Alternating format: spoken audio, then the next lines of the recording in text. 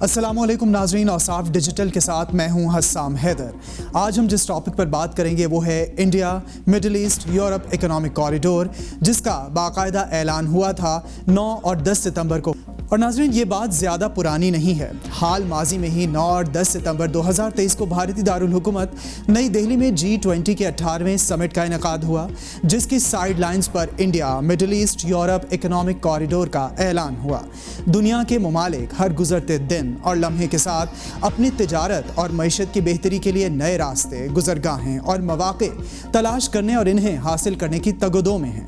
بھارت کی ممبئی بندرگاہ سے متحدہ عرب امارات کی بندرگاہ، متحدہ عرب امارات سے براستہ سڑک سعودی عرب، سعودی عرب سے براستہ سڑک اردن اور اردن سے ہوتے ہوئے اسرائیل، اسرائیل سے براستہ سمندر یورپ، یہ ہے وہ راستہ جو پرپوز ہوا اور جس کے لیے کام جاری ہے۔ اب سوچنے والی بات یہ ہے کہ مصر کی نہر سوئس کی بجائے اسرائیل کی بندرگاہ کا چناؤ کیوں؟ اور اس سب میں سعودی عرب، متحدہ عرب امارات اور اردن کی شمولیت کی وجہ کیا اور کیوں؟ اسی اثنا میں سعودی ولی عہد کا بیان آنا کہ ہم اسرائیل کے ساتھ تعلقات کو معمول پر لانے کے قریب ہیں۔ اس موقع کی مناسبت سے شاعر نے کیا خوب کہا ہے، ہیں کواکب کچھ، نظر آتے ہیں کچھ، دیتے ہیں دھوکہ یہ بازگر کھلا۔ 2021 میں سعودی عرب نے بحیرہ احمر کے کنارے نیوم شہر کی بنیاد رکھی۔ تبھی سب کا کہنا ہے کہ اسرائیل کی سازش ہے کہ بحیرہ احمر پر اپنا تسلط جمانے کے لیے اور مستقبل میں مصر کی نہر سوئس کی اہمیت ختم کرنے اور اس کی جگہ اپنا بن گورین کینال کا منصوبہ اور اس کو عملی جامہ پہنانے کی کوشش ہے۔ تو ناظرین، کیا اسرائیل اپنی دیرینہ خواہش گریٹر اسرائیل کا حصول کی جستجو میں بہت آگے آن پہنچا ہے؟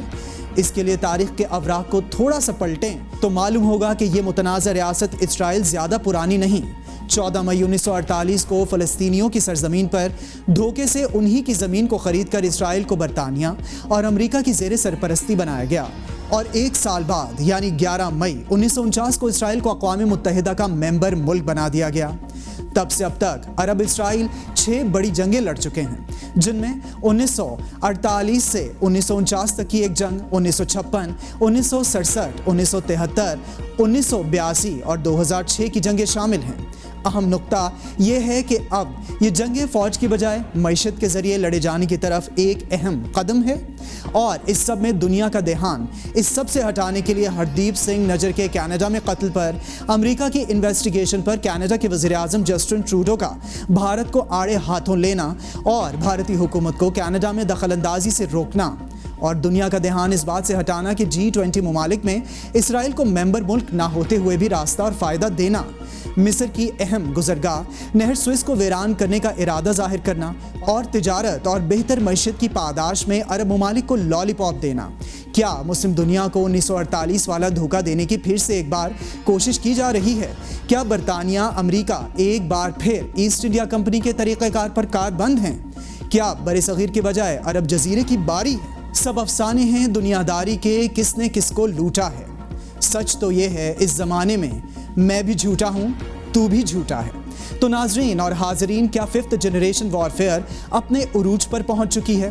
کیا 5th جنریشن وارفیئر کے پیٹرن کو سمجھنا اب ہم پر لازم اور ملزوم ہو گیا ہے؟ یہ سب اشارے ہمیں کس رستے کا پتہ بتا رہے ہیں؟ کمنٹ سیکشن میں ہمیں ضرور بتائیے۔ دیکھتے رہیے اوصاف ڈیجیٹل، پھر سے حاضر ہوں گے آپ کے ساتھ نئے ٹاپک کے ساتھ۔ ٹیک کیئر، اللہ حافظ، پاکستان پائندہ باد۔